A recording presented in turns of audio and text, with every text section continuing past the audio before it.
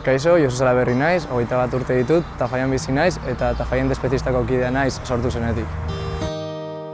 Cuando nada vale nada ya y los símbolos de nuestra democracia son trapos heredados del fascismo. Ni betianik asko ikasi dut musikaren bitartez eta esaten duten letren bitartez, eta badago abesti bat niri asko gustatzen zaidana, eta abesti horretan esaten dute tienes un trocito de un animal muerto entre los dientes. Eta beti abesten nuen eta talde hori asko gustatzen zait eta beti hausnartzen ora. Ulertzen dut haiek esaten duten guztia eta hori segatik ez. Eta pixkat hasi nintzen gaiaren inguruan ezagutzen, dokumentalak ikusten, eta orduan ikusi nuen animaliei egiten dieguna gaizki dagoela. Gero lehenengo aldiz independente izan nintzenean, joan nintzen pisu batera bizitzera, eta hor erabaki nuen veganoa izatea. Oso ongi dago eta nire ustez logikoa da animaliak ez kontsumitzea, animalien askapenaren bazaude. Baina nire ustez ekintzaile izatea ez daut askoa. Zure kontsuma aldatu dezakezu, baina hala ere beste idea asko defendatu, animaliak berdin zapaldu.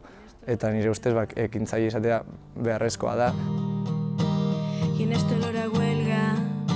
Tafallan despezista beste talde berri asko bezala sortu zen pixkat norrek egin zuen manifestazioaren inguruan, aurreko urtean ez ginen elkar ezagutzen. Eta norren manifestazioan ikusi genuen jende pila zegoela, indartsu eta asko motibatu ginen.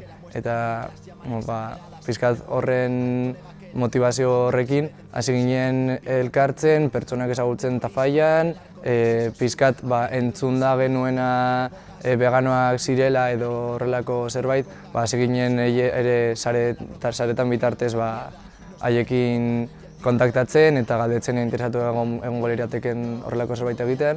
Eta horrela hasi ginen elkartzen eta hasierako bileretan 8 pertsona geunden eta nahiko gogotsu egia esan. Batean ikusi genuen jende pila ginela, motibatua geundela.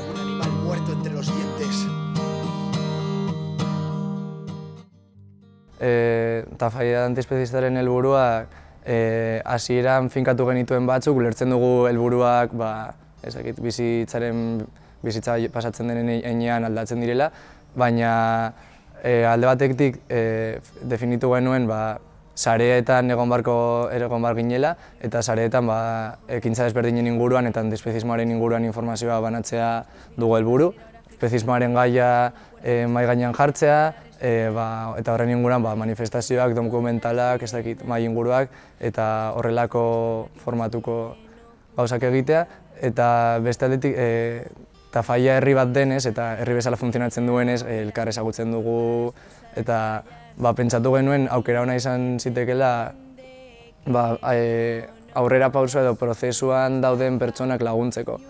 Azken finean, ez da hiri handi bat bezala, hemen elkar ezagutzen dugu eta laguntza eman alba diogu ondokoari, emango diogu.